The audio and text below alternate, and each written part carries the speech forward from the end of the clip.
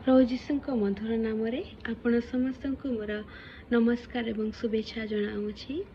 आज प्रभु को अनुग्रह रे माथ्यू 9 पर्व रे लिखित चतुर्थतम आश्चर्य कर्म विषय रे ध्यान करुथिबा जहा कि आमे पाइबा माथ्यू 9 पर्व 27 रु 30 जाए। सेथिरे लिखा जाए, जीसु सेठारु जाउथिबा समय रे दुई जन अंध पछे पछे चाली उच्च स्वर करी कहिबाकु लागिले, हे दाऊद संतान आमान को दया करंतु। पुणी से गृह प्रवेश करते से अंध माने ताहांको निकट को आसिले। जीसु सेमानंको कहिले, मुझे यह करि पारे ताहा कि विश्वास करुअछ? सेमाने कहिले, हाँ प्रभु। सेथिरे से सेमानंकर चक्षु स्पर्श करी कहिले, तुमानंको विश्वास अनुसारे तुमानंको प्रति घटू। तहिरे सेमानंकर आखि फिटी गला। आमेन। एई अंशरे आमे देखिबा मुख्यतः तीनोटी विषय। प्रथम विषय होछि जे ए अंध माने जीशुंकर पछे पछे जाउ अछंती आउ से माने कहू अछंती, हे दाऊद संतान आमन को दया करंतु। आ एई समरे जीशु सेमानंकर कथा को सुनिकी अटकी जाउ नाहंती सेमानंको सुस्थ करिबा पाई, किंतु जीशु कंटिन्यूअली चलिबाकू लागिले एवं से गोटे गृह रे प्रवेश कले। एठी आमे गोटे सुंदर विषय देखुछु जहा कि प्रथम विषय जे एई अंध माने जीशुंकर पछे पछे जाउछंती, डाकू अछंती।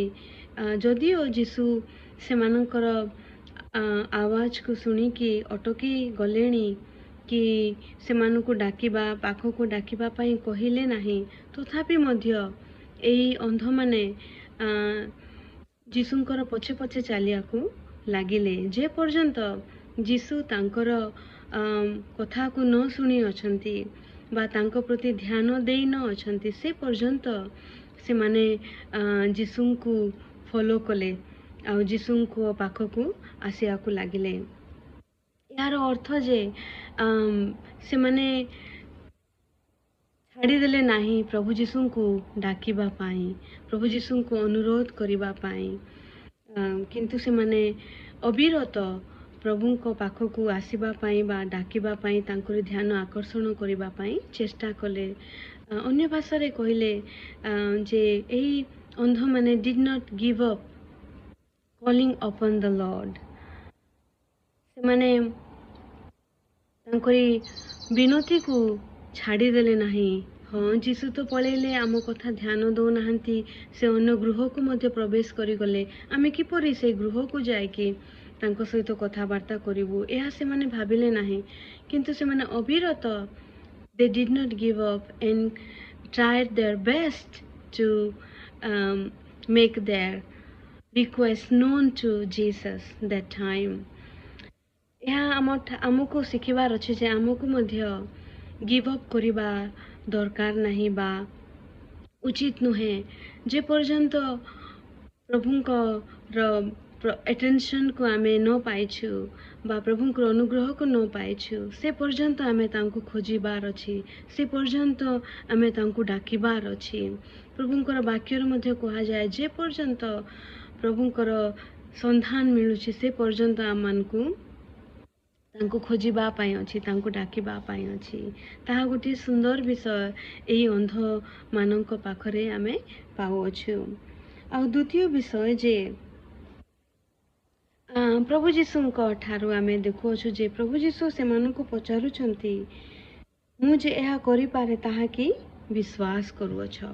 ए क्वेश्चन द्वारा प्रभु जीशु से अंध मानकर रिक्वेस्ट को मेक श्योर करबा पई चाहउछंती जे अंध माने जहा मागु अछंती से विषय से माने सुनिश्चित बा सुनिश्चित नाहंती। बेले बेले आमे अनेक विषय आमे प्रभु को पाखरे रखि थाओ बा मागी थाओ, आ से समय रे आमे अनेक समय रे सेही हमर रिक्वेस्ट विषय आमे श्योर न थाओ, आमे निर्दिष्ट न थाओ जे एटा मोर दरकार। तेणुकरी प्रभु जीशु से अंध मानक पचारिबा रो अर्थ होचे जे से अंध मानक रो रिक्वेस्ट को से मेक श्योर करबा पाई चाहिए। आज आमे कौन मागुअछु ताहा हमकु जानिबा दरकार। केते अधिक भावरे आमे मागुअछु, आई मीन केते डेस्परेट अछु हमर से रिक्वेस्ट पाए, ताहा मध्य गुरुत्वपूर्ण विषय।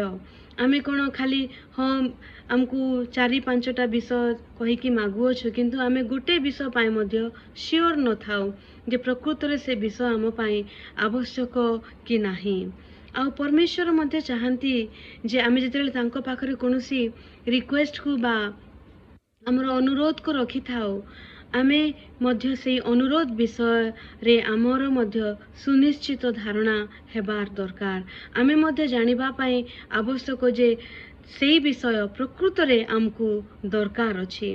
आ प्रभु ताहा चाहंती आमो ठारू आमन को रिक्वेस्ट को से अवहेला र दृष्टि रे देखिया पाए चाहंती नाही, किंतु से जेते आम प्रति ध्यान दियंती आमको मध्य आमर रिक्वेस्ट को मेक श्योर करिबार अछि जानिबा पाए आमर निजर आवश्यकता को। आ तृतीय विषय देखिबा जे प्रभु जीशु सेमानकर चक्षु को स्पर्श कले आ से माने दृष्टि पाइले। आ सेतेले प्रभु कहले ता पूर्वरु कहले जे तुमानकर विश्वास अनुसारे तुमानक प्रति घटू, अर्थात प्रभु जीशु सेमानकर विश्वास को आदर करिबार सहित सेमानकर विश्वास मात्रा को मध्य बढ़ेबा पाई चाहंती। प्रभु चाहंती नहीं जे आमे आमर विश्वास को आमे सीमित रखू कहिकी, कारण परमेश्वरंक पाखरे कौनसी विषय असंभव नुहे। All things are possible with God. That's why he wants to encourage us that we should not limit our faith upon God. We need to increase the boundary of our faith. अमनकर सीमा को विश्वास सीमा को अमन को बढ़ेबार अछि। आउ जेते बेले आमे अमनकर सीमा विश्वास सीमा को विश्वास मात्रा को आमे प्रभु को ठारे रखी बढ़ाइबा, सेते बेले आमे से आशीर्वाद सब को पाइबा, से स्वर्गीय आशीर्वाद को पाइबा जहा कि आमे मागी मध्य नथिबो। आमर मागिबा एवं भाविबा ठारू परमेश्वर आमन को अधिक देबे, किंतु आमानकर विश्वासर मात्रा को आमे हमकु सीमित न रखी ताहाकु बढ़ेबार अछि। आउ ताहा प्रभुंकर इच्छा, कारण परमेश्वर आमन को आशीर्वाद करिबा पाई चाहंती। परमेश्वर आमनकर उत्तम चाहंती, कारण से आमनकर उत्तम पिता। आउ से जहा किछि आमे मागी थाओ प्रभु जीशुंकर नाम रे से समस्त विषय देबा पाई से समर्थ अटंती।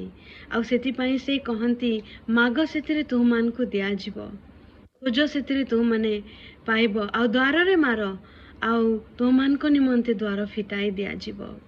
आम परमेश्वर पिता आमनकर व्यक्तिगत जीवन रे, पारिवारिक जीवन रे, आमनकर सामाजिक जीवन रे आमनकर से विश्वास लेवल को मात्रा को बढ़ेबा पाई चाहंती, बढ़िबा देखिबा पाई चाहंती, जो द्वारा से आमको तद अनुसारे आशीर्वाद करि पारिबे। प्रभु आमन को एह वाक्य द्वारा आशीर्वाद करंतु एवं आज आमन को शिखिबा पाई दियंतु जे आमे गिव अप करिबा रा आवश्यक नाही, किंतु आमे अविरत परमेश्वरंक निकट रे आमनकर अनुरोध को रखिबा, निराश न होइकी हताश न होइकी, कारण आमनकर परमेश्वर उत्तर देबार परमेश्वर, कार्य करिबार परमेश्वर। आउ तृतीय विषय जे आमे जहा मागी थाओ सेई विषय रे आमन को सुनिश्चित हेबार अछि, सेथिरे अवहेला करिबार उचित नुहे। आउ तृतीय विषय जे आमनकर विश्वासर मात्रा को बढ़ेबा, जो द्वारा आमे अधिक रूप रे परमेश्वरंकर आशीर्वाद को आमनकर जीवन रे पाई पारुथिबा। आमेन।